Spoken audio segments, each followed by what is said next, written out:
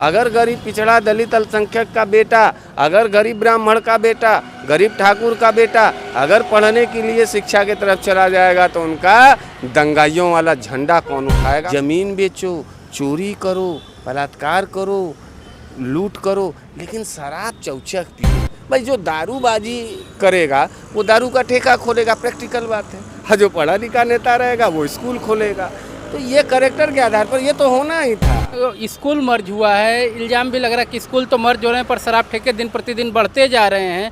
तो ये स्कूल मर्ज कहीं ना कहीं विद्यार्थियों के लिए एक असुविधा कारण बनेगा। भाई अब ये आप समझ रहे हैं, हम समझ रहे हैं, पूरे प्रदेश की जनता समझ रही है, फिर हम वही कैरेक्टर पर ले जा रहे हैं। एक नेता का कैरेक्टर होता है। देखिए श्री अखिलेश यादव जी पढ़े लिखे नेता थे। आप किस नेता को चुन रहे हैं ये तो वोट के समय आपको समझना चाहिए था ना, आपके प्रदेश को, हमको, आपको, सबको। तो हम लोग तो चिल्ला रहे थे कि चलो शिक्षा वाले नेता के तरफ चले। अखिलेश यादव जी इस प्रदेश नहीं पूरे देश के सबसे पढ़े लिखे नेताओं के श्रेणियों में आते हैं। अखिलेश जी की जब सरकार आई तो उन्होंने कन्या विद्याधन उनके पिताजी ने दिया, 20,000 रुपया उस वक्त दिया 2005 में। और उस 20,000 रुपया में बच्चियां घर की बीए तक पढ़ जाती थी, कक्षा 10 से लेकर। जी बिल्कुल सही बात है, याद है ना।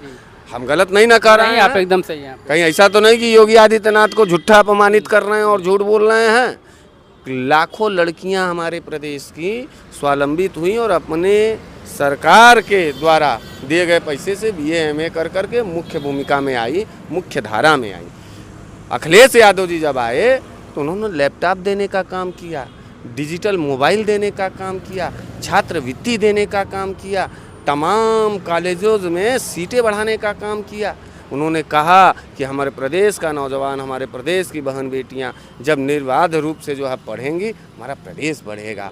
हम पढ़े लिखे नेता के विजन को लात मार करके धर्मवादी और ढोंगी लोगों को जब चुन करके आए तो पता चला कि पढ़ाई पर ताले, स्कूलों पर ताले लगने लगे, कॉलेजों में स्ट्राइक होने लगे, छात्र संघ चुनाव बंद होने लगे और जो नौजवान था वो दारू और गांजा पी करके मस्जिद के बाहर भाण नाच करने लगा, हनुमान चालीसा पढ़ने लगा। 1 मिनट रुक जाइए, अब वहीं कैरेक्टर का एक्सप्लेनेशन हो जाने दीजिए।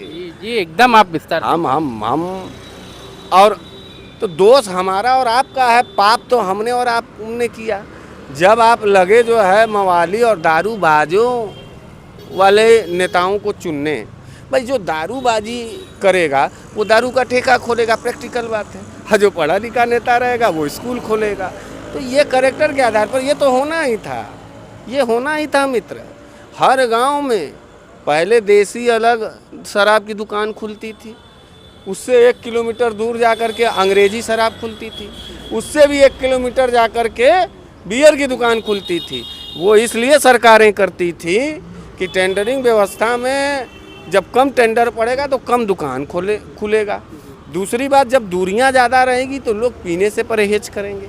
लेकिन इस सरकार ने क्या किया, ये दारूबाजों की सरकार भारतीय जनता पार्टी और योगी आदित्यनाथ ने क्या किया कि सारे देसियों को, अंग्रेजियों को और बियर को भी एक में मर्ज कर दिया और कहा अपोजिट बना दिया। हाँ, कहा कि पढ़ो लिखो मत, घर बेचो, जमीन बेचो, चोरी करो, बलात्कार करो, लूट करो, लेकिन शराब चौचक पियो।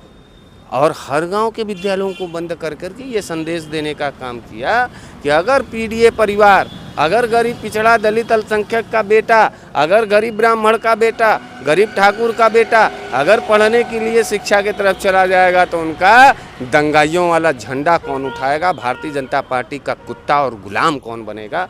तो ये भारतीय जनता पार्टी का कुत्ता और गुलाम बनाने का एक नया प्रक्रिया।